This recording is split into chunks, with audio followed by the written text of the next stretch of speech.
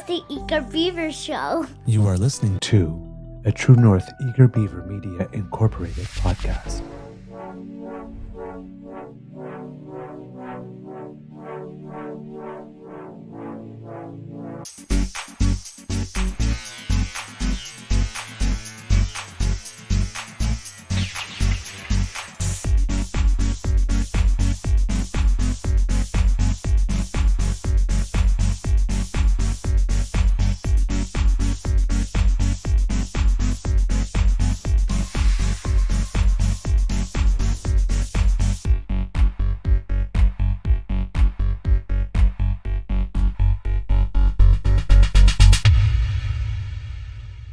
The True North Eager Beaver podcasts are proudly brought to you by our founding sponsors, the Misfit Mysteries from Corvid Moon Publishing, your source for science fiction, fantasy, and cozy mysteries featuring a broad diversity of characters, CanadianTarot.com, your uniquely Canadian online eclectic tarot community, and the Peppermaster, hot pepper sauces made from farm-fresh ingredients to thrill your taste buds and expand your mind.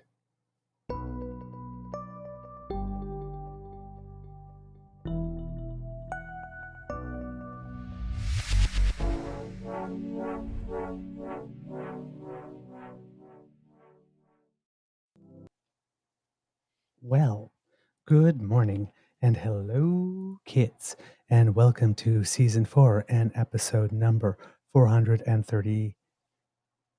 Six. Six of the Daily Beaver Morning Show here on the Crier Media Network. Yeah. Today, recording day is Tuesday, July 30th, 2024, and it is going to be a nice day here at the Beaver Lodge, potentially quite hot. I'm your host, the Eager Beaver, pronouns he, him, hey, Mr. Beaver A, and with me, as always, is my good friend, Mr. Grizzly. A big thank you goes to our podcast founding sponsors, the Peppermaster, the Misfit Mysteries from Corvid Moon Publishing, and CanadianTarot.com. We have... I'm not sure what kind of show we're going to have for you today because I'm not feeling my best. But Mr. Grizzly, how's your mental health doing today, sir? Well, sir, my mental health, I think, is pretty good. I've felt better. My stomach off a little bit this morning. I don't know why, it just is. But yeah, mental health, I think, is good. I'm just, I could go with a settled stomach. So I'm having a cup of tea this morning, which will hopefully help. Sitting here. Water, lemon, ginger, honey, as per recommendations of some people said that would help. But yeah, I spent the whole night up. Oh, really? I've been feeling like, well, I must have slept at some point, but I started feeling this at around 1 o'clock yesterday afternoon. Just a little upset, but nothing was really happening. And then I got time to go to bed, and well, let's just say things happened and messes were made. So I've been up all night, pretty much, and I'm not feeling. I don't know how long it's supposed to take for things to start feeling better, but I haven't started feeling better. I'm feeling worse. So I'm low energy and not my usual beavery self. So please accept my apologies for being a little more subdued.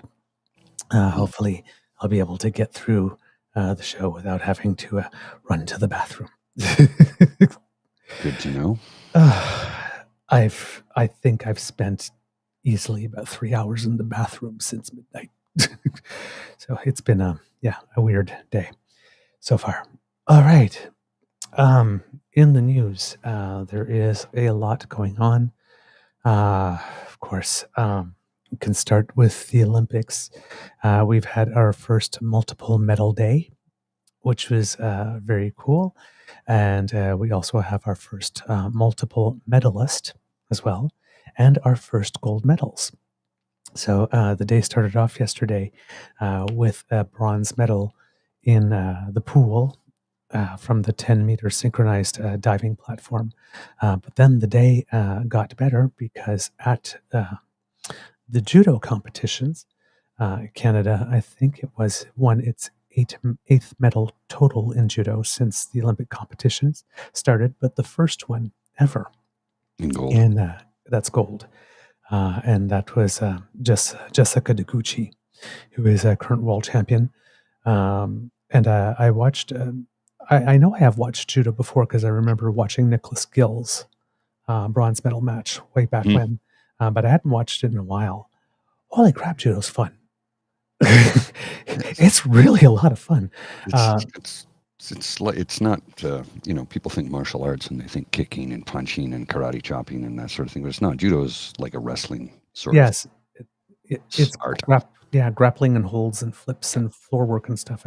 And I don't understand all the rules, but it's like it's a 4-minute period. And if you get something called an ippon, which I'm guessing is a pin, you win automatically. And then there are a whole bunch of other takedown moves for which you get points. But if there are no points like this, you go to something that's called golden score. And that's like overtime in hockey and whatnot. And it just goes until either someone scores a point or gets 3 yellow cards, which is a disqualification. And you can get yellow cards for not being combative. So for being passive or just being dead weight or running away or not initiating attacks. So the Canadians had, there were 2 Canadians. There was Jessica Deguchi, and her semifinal was against a French woman. And it was brutal. Yeah, it was. I watched it. It was really brutal. So it's like, it got to the point where the matches last so long is that they had the energy to do a takedown, but not then to flip because it was too much, and they were tired.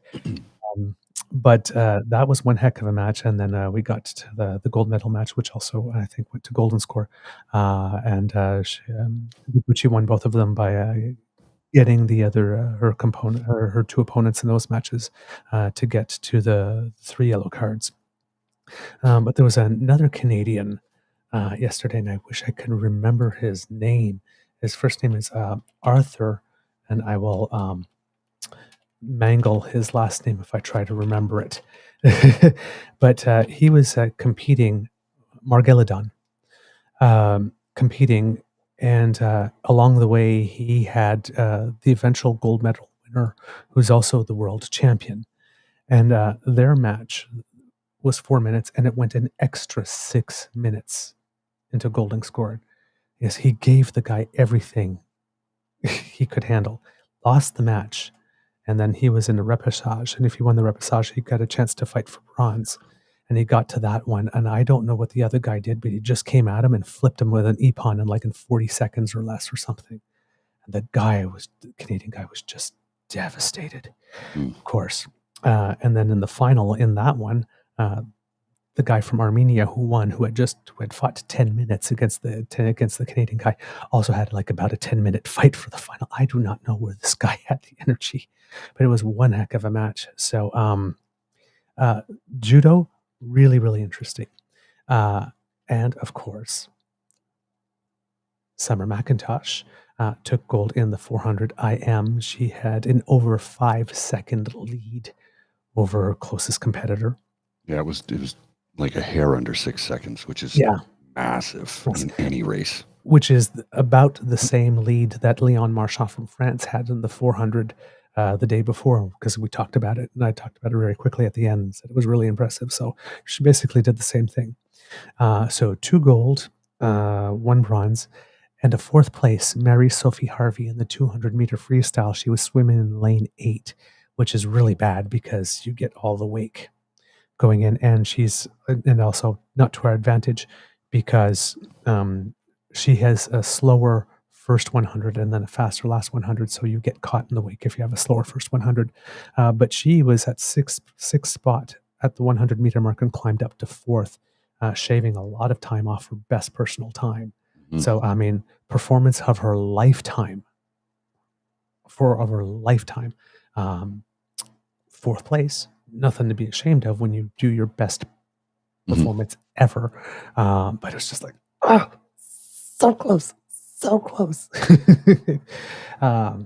Today, the triathlon event has been canceled because they had heavy rains. And even though the city has invested $1.5 billion in wastewater management systems, huge reservoir tanks for all the water to go in, when it rains, because that's what happens when it rains. Then the sewage system backs up and then releases into the sand. So the bacteria levels were too high. So it was canceled today. They're saying that if it does not clear up before Friday, that they're just going to cancel the swim portion and make it a duathlon, which will probably not make happy those triathletes for whom the swim portion is their strongest leg. It seems that for the open water swim, however, they might do it in the same basin where the canoe kayak slalom is happening. So that will happen. So we'll see about that. And then, of course, with regards to Team Canada, it seems that the Special Olympic Court will be hearing the appeal from Team Canada about the 6-point deduction today. And of course, I think, we're not going to get an answer before the end, I would assume, because they have to deliberate, that we won't get an answer before tomorrow's match against Colombia, which is still much win. But it will happen. The Canadian it's an team absolute must-win for them to stay relevant in the tournament. If they win, they do go ahead, because at that point, I assume that France is going to defeat New Zealand, which will give it 6 points. So it would leave Canada and Colombia tied at 3, and Canada having won the match, I assume, would be the differential to send them forward. Not sure, because they haven't completed the whole investigation. Not sure if Canadians do win that match and then get to go on, whether or not that reopens, allows the IOC the chance to consider whether or not they will revoke the gold medal from last time, because that's what everybody's afraid of. That if the team happens to make it through and get past the roadblocks the IOC and FIFA put it in its way, that there's, okay, well, now that you've done that, let's punish you in another way. Because the timing of the dates are all such that it's after the matches are played. So the hearing takes place today because they have appealed the 6-point deduction. So we'll find out probably later today or tomorrow what happens. So. Yeah, and they have not appealed the coaching suspensions, however, which was a smart move and a very strategic move, because the coaches did what the coaches did. Yeah. The coaches did what the coaches did, and that sanction needs to stay. They're just trying to revoke the 6-point deduction, because the players, we are told, had nothing to do with it. So yes, and it is also how do you put it? Not a proportional punishment to other incidents of the like that have happened in the past. So it's creating a very, very, very new precedent. But we'll see what happens with that. For the team, the important part, however, is to just go on the field and do their best and get the win, and then try to focus on that and let the rest happen as it will.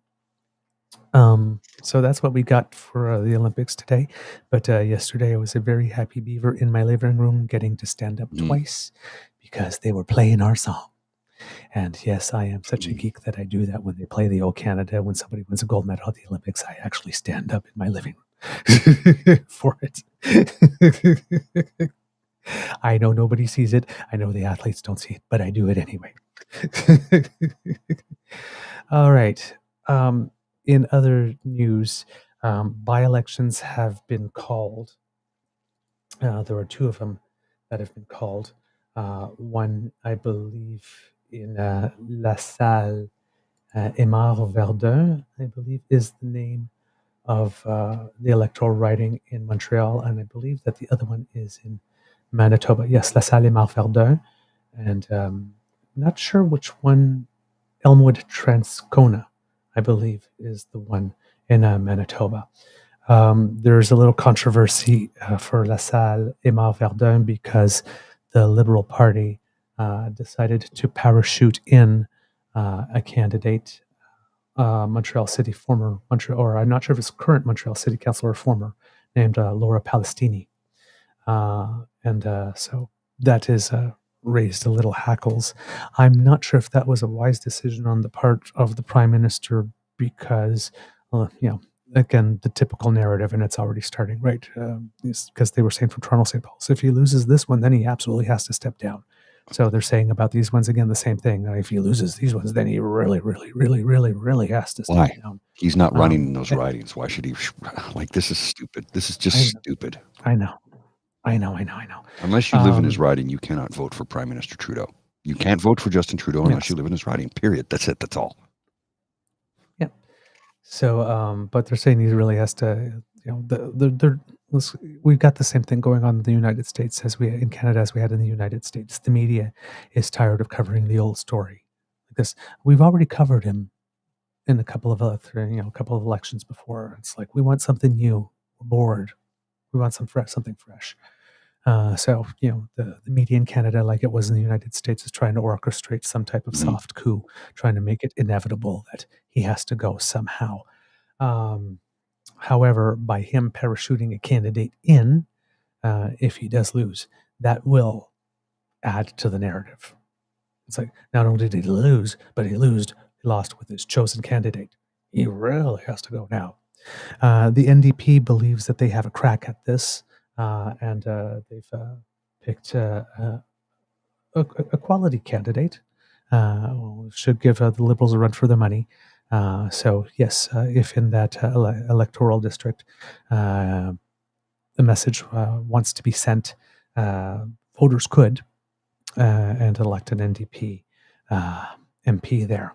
In Elmwood-Transcona, the battle, I think, will probably be more between the Conservative and the NDP candidate, and their Jagmeet Singh and team have picked someone named Colin Reynolds, who's a local electrician, and that seat has been vacant since Daniel Blakey left federal politics to serve as special advisor to the New Democrat Premier Rob Canoe. So it is currently a New Democrat held seat.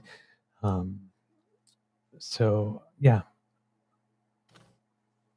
and let's see, and apparently.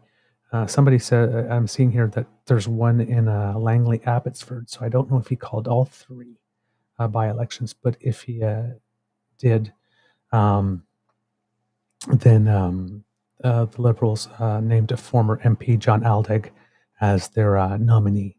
The New Democrats named former federal Liberal MP, John Aldegg, there to run. So we'll see what happens with those as well. I apologize, kids. I'm a little disjointed today. It's kind of hard to focus. These things do happen. I know what it's like. Not more than once. Many times I've been there. Yes. So it seems the by-election is scheduled for September 16th. I will have more precisions for you in the coming days, kids and cubs, if I happen to get some of those facts wrong. As you know, we issue gentle corrections on ourselves. So I will monitor that to be sure that we get that the information is 100% and totally confirmed, because right now I'm not clear on if it was, because originally I heard it was 2, and what I'm reading here seems to indicate other things. And they're also talking about someone named... a former mayor of La Marche named Lise Garon, who's hitting the hustings in Jonquière, Quebec. So I don't know if there's something there going on as well. But I'm not totally up on it yet at the moment. I used to go to school in Jonquière. In Jonquière. Mm-hmm. Oh, really? Before I graduated. Oh, it neat. used to be called Arvida, and then there was a small Jonquière, and then they merged them, and now they just call it Jonquière. They no longer call it Arvida or Arvida. It's gone. Okay. It's the Alcan has a massive aluminium plant there. It's the largest in the world, actually. And there is an entire bridge in that area that is made out of aluminium. Yes, it's the largest aluminum bridge in the world. Okay. I do have some additional information here with regard to the appointment of Laura Palestini, according to iPolitics. Says that there were 3 aspiring candidates who, quote, spent months campaigning only to be shunted aside. And one of those contenders, Lori Morrison, described the move as, quote, anti-democratic 100%. Apparently, it seems that the nomination was being hotly contested. And there was another candidate, who was a local marketing executive named Christopher Benninger, who said, quote, he was in shock at Trudeau's decision to forego the nomination process and handpick a candidate, saying it was not right and demotivating. And then he said, I'm going to be shrewd. And when asked how he felt about it, we didn't improve our chances, he told Canadian Press. I'll leave it at that. So some hurt feelings there. In Elmwood, Transcona, Colin Reynolds, who's the NDP candidate, is a proud member of the International Brotherhood of Electrical Workers. It seems that iPolitics is predicting that it will be a fight because the Conservative... sorry. That doesn't make sense. Okay. Sorry. What's written? I'm reading what's written. It doesn't make sense. Sorry. There must have been a typo somewhere. Late last week, Liberals announced that their party would be represented on the ballot in Elmwood, Transcona by Ian McIntosh, quote, a retired teacher and union leader who has lived, worked, and volunteered in Elmwood, Transcona for over 30 years. And on the ballot, New Democrat Leila Dance and Green Party Representative Nick Geddert. Here's what we got about Lise Garon. Another new addition to the New Democrat lineup, former La Marche Mayor Lise Garon, who will hit the Hustings and Jonquière, a riding while traditionally a Bloc Québécois stronghold, did elect a New Democrat, Karine Trudel, in 2015, although reverted back to the Bloc Québécois in 2019. Liberal Aldag, as I mentioned, got the green light to run for the BC New Democrats in Langley Abbots for this fall. So that would be a provincial by-election, not a federal one. That's why I was confused. And finally, Ottawa City Councillor Matthew Luloff has dropped his bid to run for the Conservatives in Ottawa-Orleans after being charged with 2 counts of impaired driving earlier this year, with the party telling CTV News that he had resigned his candidacy on July 10th due to a, quote, personal matter. So that's what's going on with some of the by-elections. Yeah, personal matter beat that. Oopsies. Yeah, indeed.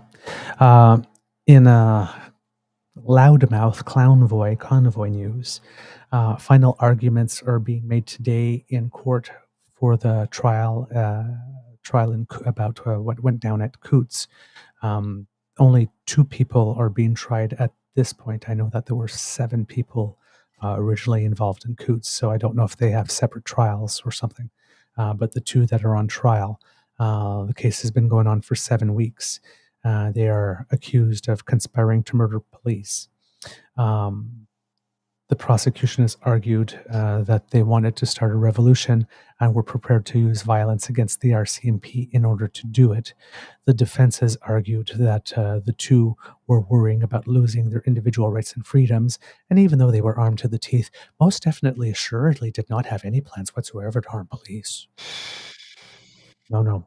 I believe one of them in this testimony said that he had his weapons with him in case he needed to make a break for it and run to the mountains for some reason. Yeah, sure. Yeah, sure. No. Also, a couple of days ago, the closing arguments wrapped up in the Pat King convoy protest trial. Now they're whining because he's in breach of his bail because his surety has said, no, you're out. You're out of here. Because his surety was his girlfriend's mother who put her home up as collateral. Collateral or is it collateral? Bail bond, I guess. Not collateral, but it's surety. So he broke. He cheated on his girlfriend, and now she and her mother are like, we're out of here. We want nothing to do with him. They're like, well, they kicked him out. But yeah, because he behaved as he does. And as a result, he is now in breach. So I think he's turning himself in today, if memory serves. from what I read. Probably. So yeah, he'll be Yeah. back in the pokey for a little bit, and he has no one to Yeah. blame but himself. But himself, because for some reason, um, radical, weird, convoy, wacko people, especially the men, can't seem to keep it in their pants. Dwayne Leach, Tamara Leach and Dwayne Leach are getting divorced because Dwayne couldn't keep it in his pants. Pat King couldn't keep it in his pants long enough to keep his ass out of jail. Remember Tommy Yeah. Robinson when he arrived in town? He was ran away to a massage parlor for a while, but not before allegedly getting coked up and releasing the dragon with alcohol. And then if we look south of us, I mean, Frumpy also can't keep it in his pants. So I don't know what it is with these people. Seems to be a general lack of personal discipline. You think? Maybe a little bit? Yeah. So according to the CBC, closing arguments have wrapped up in the criminal trial for one of the leaders of what has become known the Freedom Convoy, and a decision is now expected in October. Yeah, if he's going to be there until such time as the decision comes along, unless he can find another surety, yeah, August, September, sometime in October. So he'll be there for at least another 2 months. Pat King has pleaded not guilty to charges of mischief, intimidation, counseling, and other charges for his role in the 2022 protests, which led to large swaths of the city's core being gridlocked by trucks and other vehicles for nearly 3 weeks. Throughout his trial in Ottawa, the Crown used evidence from social media, police, and residents to show King played a key role in bringing protesters to the city and then encouraged them to stay after the authorities ordered them to leave in February 2022. Prosecutors say the Freedom Convoy as a whole was a group mischief and argue King played an active role in it, significantly impacting citizens' lawful use and enjoyment of property. Quote, "This case is about Mr. King's conduct and how he chose to express his views, which he's entitled to have, about the COVID-19 mandates, and how that manner of expression consisted of intimidation and mischief," said Crown Prosecutor Emma Loignon-Giroux during closing submissions. And this line is very, very, very important because every time these people talk, they say, "I'm being persecuted for having different No, views." you're not. No, you are not. You're allowed to have all the different views you want, no matter how vile, disgusting, weird they are. It's what you do and what you say in furtherance of those views or And that's where it beliefs changes. that Yes. matters. Yes. So you can have all the thoughts you want.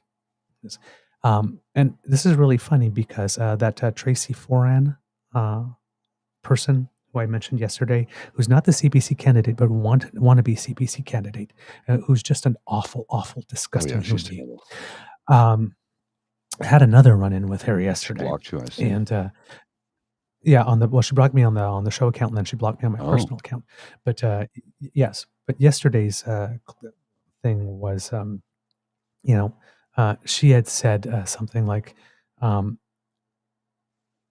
"I would say what it is I think deserves to happen to the Prime Minister, but it would be inappropriate to say it."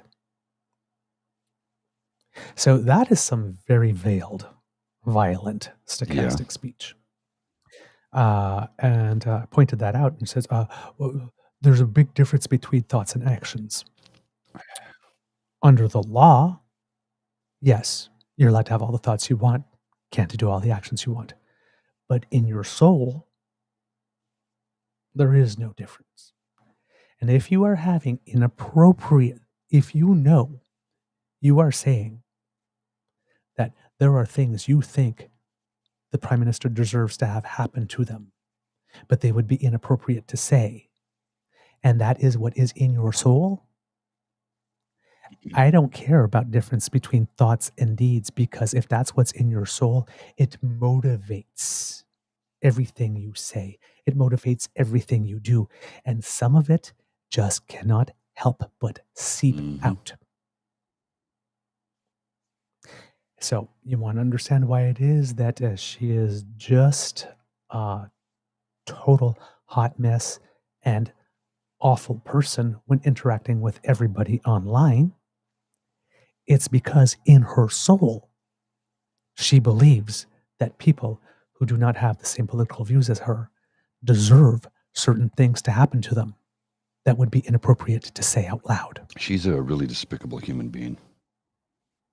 Okay. Just despicable, so, period. Yes. I tried to end the conversation twice. I ended it with, "Your personal mileage may vary." She continued. I tried to end it by indicating that I was not interested in pursuing anything anymore with her. And at that point, she turned. She decided to look on my feed and pick a couple of tweets and then come back and make an accusation about me, but of course without taking the time to screen cap the tweet to prove it.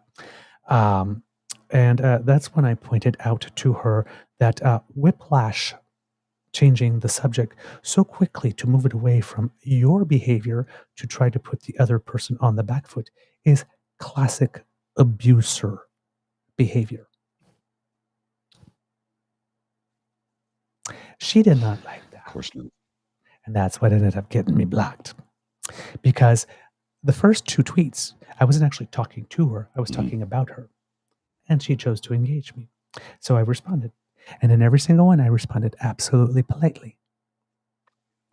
And when I made the comment, she made the comment about me. So like us, I just said laugh. No. But then another tweet, I said to onlookers, so not talking to her, describing the behavior, doing the media and political literacy, social media literacy thing that I do. Yes. And yeah, she didn't like that at all. So I did something I've never done. I actually wrote a tweet to the Writing Association for which she is competing for the nomination, and pointed out, posted that tweet she had about that lady who she was chastising for having administered palliative care. Well, sorry, she wasn't chastising. The lady that said, "Hey, I administered palliative care," and then said, "What? Do you think that makes you better than me?"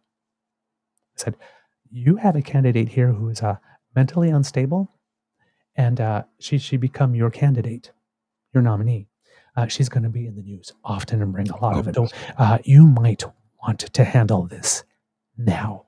And I wrote it as a recent member of the party who bought a membership to vote in the leadership race.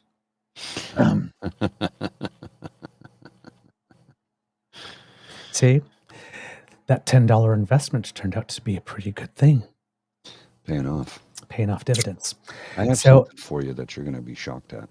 I will. So, but let me finish this one. So, kids and No, cubs, keep going. if you want to go, and I normally never do this because this is not a gang up, but Tracy Foran, TracyForan 4, the number 4 ESS, is her Twitter feed. If you would like to report her, I have reported her for harassment because I've let her know many times that I was not interested in pursuing a conversation. She kept on coming at me and then trying to attack me personally. And I've also reported her for violent speech, for suggesting that there are things that would be inappropriate to say that should be happened to the Prime Minister, and if they do, he would deserve them. If you would like to do that as well, might be a good way to get her Twitter account suspended so she could stop harassing Canadians. And also, if you would like to look up, write to the Writing Association on Twitter and saying, you have a problem here. Big problem. It might be, like I said, the best way to get involved in politics is at the writing level to make sure you want better candidates, make sure that bad candidates are weeded out as quickly as possible. She's a very, very, very, very bad candidate. I have never said this aloud, and I have never done anything like this ever before. She is that bad. And I'm a political junkie. And here's the thing. It's the way she talks and acts and the way she responds to people and shouts them down. She's a complete narcissist to begin with. Total narcissist, which is in line with the leader of the party. But party, being that it is realizing, some of these things are beginning to backfire on us. So they're backing away from some of their anger. She's ramped it up. I mean, that party is not going to put up with her for much longer, because even though she's not a candidate, she wants to be one, but they're going to just admonish her altogether at some point, because the way she carries on It's not how you want a political party to look. You're bullying Canadians. And that's what she is. She's a bully and can't take it. Even when you show her the truth, when you tell her the truth, you give her the facts, she still denies it. Total narcissist. Now, here's where I'm going to drop one on you. Tavi G just sent this to me. I didn't see it until a few minutes ago. And this one is, well, let's watch. For those of us in the Ottawa Valley, you'll know exactly who this is in a moment. And then we'll discuss on the other side of this 52-second video. Hi, I'm Carol Ann Meehan. You may remember me from my years of delivering the news at CJOH CTV Ottawa. Well, today I am watching the news, and like so many of you, I am worried about how Liberal government policies are hurting Canadians. They have increased the capital gains tax. They're talking about taxing the equity in our home. We're paying an expensive carbon tax. They've messed up the immigration system, so it's unfair to newcomers to this country and to us as well. These are just some of the reasons that I've decided to seek the Conservative nomination in Ottawa West Nepean. I want to be part of a strong Conservative team that will work towards solutions that will improve our lives. If you'd like to support me, you can do so by buying a membership to the party. Simply go to the website on the screen. I look forward to meeting you at the door. Hi, I'm Carol Ann. So she's lost the plot. Yep. The immigration thing, by the way, big lie. Big lie. The immigration thing is because of a few things. One, massive staffing shortages. Two, because immigration is not just immigration, right? It's the whole thing, right? They count the temporary foreign workers and students and temporary foreign students and whatnot. All of that fits under that. Refugees and asylum. So when they talk about immigration, they talk about all of it, right? They use immigration as one big thing, but they don't distinguish between all the various forms of immigration that we have. Of course not. And the reason why we had massive student immigration is because provincial premiers have decided for a very long time that post-secondary education shouldn't be financed through core budgetary funding. Yeah, they want foreign students to do it, and that's what's happening. Yes. So it's the provincial premiers that say, we don't have enough people for the jobs, and we need more students to keep funding the universities. So the federal government says, hey, premiers, you need that? Let's help you out. The federal government was doing what the premiers asked. Yeah, so I mean, look, this is here's a screen cap from her. As Tabby G just pointed, and here's the screen cap of the tweet. Doesn't the Emergencies Act give the feds power to crack down? Passed into law in 1988. It is meant for public welfare and public order emergencies that we have. Yep. She was on the police board at the time, by the way. Yep. What a difference 2 years make. So yeah, suddenly has a whole other new set of values, it would appear. Well, and speaking of Matt Luloff, a pair of city councillors calling for military aid in Ottawa protest response. City councillors Carol Ann Meehan and Matt Luloff joined City News, the Rob Snow Show, to explain to a motion that they will bring to City Council that would explore using the National Defence Act rather than the Federal Emergencies Act to allow the military to provide support to law enforcement working to police the occupation of Ottawa's downtown core by protest. Okay, I take that back. Then she hasn't changed her positions because that's a fucking stupid idea. Mm-hmm. We've said this on the show already. Because the whole reason they were there was to try to provoke the government into overreacting so that they would have video, fodder, and martyr narrative to take this over because they're accelerationists. They want the violence. They want the Revolutionary War. So being on the police board and saying, hey, we should bring military people and military equipment here to do law enforcement, literally gift wraps those people the visuals that they wanted. Yep. So, yeah. For those of you total outside lack of of the discernment Ottawa and Valley, judgment. For those of you outside of the Ottawa Valley, Carol Ann Meehan was the co-host of CJOH News along with Max Keeping, which For was a long time. Almost 30 years. Almost 30 Yes. years. Might have been 30 years, actually. And CJOH Evening News was the Valley's newscast. I mean, it had the largest audience by far. It generated a lot of revenue for the station because it was massive. Yeah, she's lost the plot completely. That whole, she doesn't even, she's not that smart. She's not. Well, 'Cause no, she if she doesn't thinks that understand. if she thinks military should be brought in to do law enforcement, mm-mm, Well, mm-mm. let's I mean, against a bunch of people who are stochastic she talks and about are this, dying for that visual. yeah, No. she's talking about the carbon tax and the capital gains tax, and I'm like, the capital gains tax affects 0.13% of the population. Yes, in any one given year. Yeah. In any one given year, because there are some people that can be affected as on a one-time basis if they happen to have, That's a right. big And that capital gains tax does not apply to your principal residence. So the Yes. equity you have in the home that you're living in that you want to sell, it doesn't apply to you. Yes. And then the second thing where the first time I said no is when she said they're talking about imposing, like taxing the sale of your primary residence. No, No, no. that's not even The on the plate. conservatives say that every single election for the last 3 or 4 elections. It has never been true. It has never been considered. It hasn't been thought about. It is never true. It's just something they say. Yeah. Well, Conservatives say a lot of things. they lie a lot. A lot. And just before we head out, because we are running a little bit late, I'm just going to give you this headline this is from 2 years ago, but it's something that you need to remember because we've talked about it before and we will talk about it again because this is a fact and we need to keep bringing this up.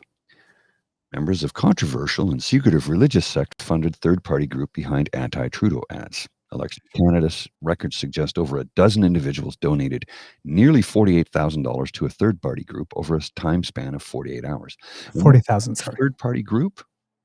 The Plymouth Brethren Christian Church, the PBCC, also known as the Exclusive Brethren, is a religious sect with only 50,000 members around the world, particularly in the UK, Australia, and New Zealand. In Canada, the Brethren are believed to have fewer than 10,000 members. But who is their lawyer? Oh, right. Gerald Chipper. Yes. The rumored birth father of Pierre Poilievre. Rumored. Yeah.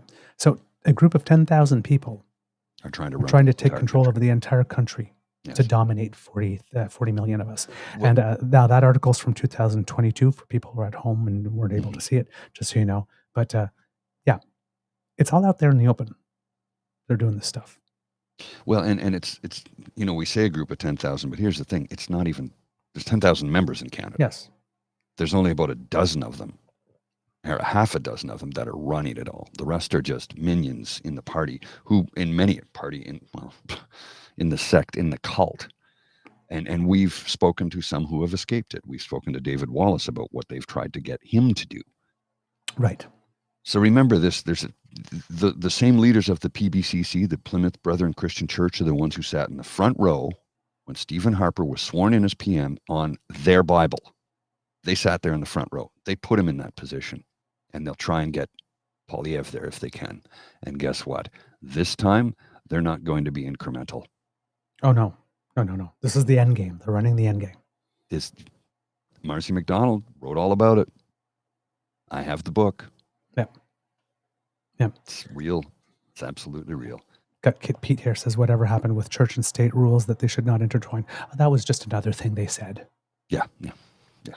So, all right, kits and cubs. That's the end of this episode of the Daily Beaver Morning Show. We hope that you love listening to us and we love making this for you. Remember, sharing is caring and word of mouth is priceless. So please tell your peeps and poops all about us. If you would like to support us, you can by subscribing to our pod page, sponsored by the Ray Girl, podpage.com/the True North Eager Beaver, lowercase letters with a hyphen between each one of those words. When you click subscribe, when we have something fresh off the bandwidth, we will get something to you. It will come directly to you. Apologies for there being another stop in new material coming out. With the renovations, we actually had our internet access cut for about 2 days. So I was not able to research or listen to anything other than on the overall network, which really eats up my data. So my mobile, my away from home data. So Yes, but hopefully we've got that fixed now, and hopefully I'll be able to get back to that soon enough. If you would like to support us in other ways, make sure you go to our YouTube page, True North Eager Beaver, and make like Elaine and smash our buttons, like, share, and subscribe. That makes us very happy.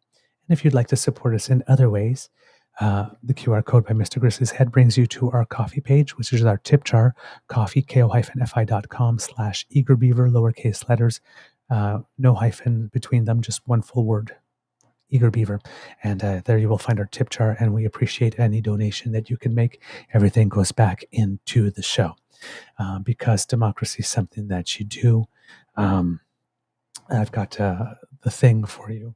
The Twitter address for the Riding Association for Tracy Ferron is @CPP_ESS. Send them a little note. If you can, I no longer have access to screen caps from her since I'm blocked unless I go offline and go to Twitter and then look her up. But if you do and you see some of the things, include a couple of examples. That wouldn't be that would be helpful. But let them know that they need to clean some house and do a little internal monitoring when it comes to this particular candidate. All right. It can be a tough world out there, so please be kind to and gentle with yourself. Mr. Grizzly, do you have any words of wisdom?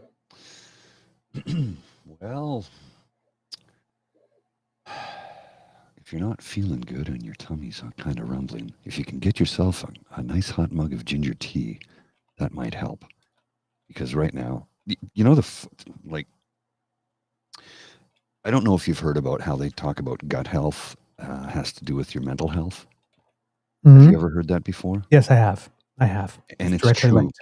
Because when your stomach is off, you're not feeling good about yourself, number one, because physically, emotionally, and then, of course, you can't properly concentrate on work or things that you need to do and get done and achieve because you're just feeling so terrible.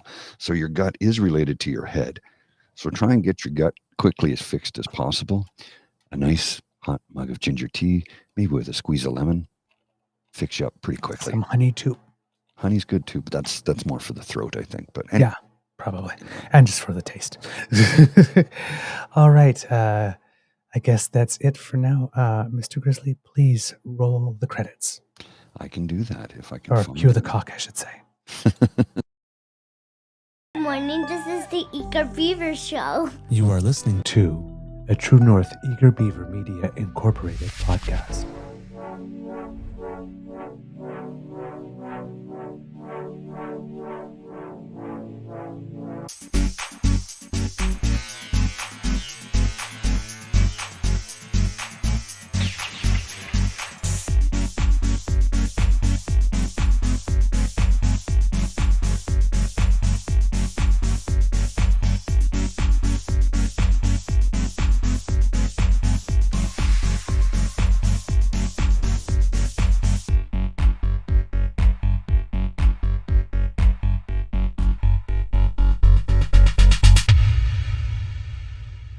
The True North Eager Beaver podcasts are proudly brought to you by our founding sponsors, the Misfit Mysteries from Corvid Moon Publishing, your source for science fiction, fantasy, and cozy mysteries featuring a broad diversity of characters, CanadianTarot.com, your uniquely Canadian online eclectic tarot community, and the Peppermaster, hot pepper sauces made from farm-fresh ingredients to thrill your taste buds and expand your mind.